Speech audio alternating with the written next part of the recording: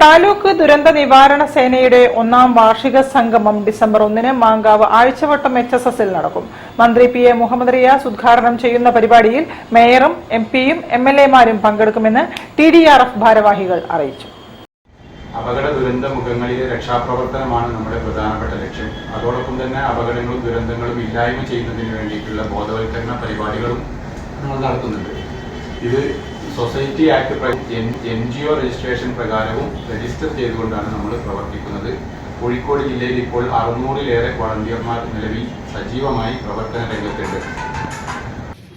2019 മുതൽ മലപ്പുറം ജില്ലയിൽ പ്രവർത്തനം ആരംഭിച്ച താലൂക്ക് ദുരന്ത നിവാരണ സേന TDRFന്റെ 1ാം വാർഷിക സംഗമവും ജീവൻ രക്ഷാ ഉപകരണ വിതരണവും ഡിസംബർ 1-ന് ഞായറാഴ്ച മാങ്കാവ് ആഴ്ചവട്ടം GHSSൽ നടക്കും.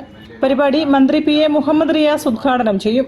Mayor Beena Philip, MK Raghavan MP, Thottathil Raveendran MLA, Ahmed Devar കോവിൽ MLA എന്നിവരും മറ്റ് പ്രമുഖരും പങ്കെടുക്കുമെന്ന് സ്റ്റേറ്റ് കോർഡിനേറ്റർ ഉമറലി ശിഹാബ് വാഴക്കാട്, മഠത്തിൽ അസീസ്, നിമിഷ, ഷാഹിദ് ലത്തീഫ് തുടങ്ങിയവർ പറഞ്ഞു.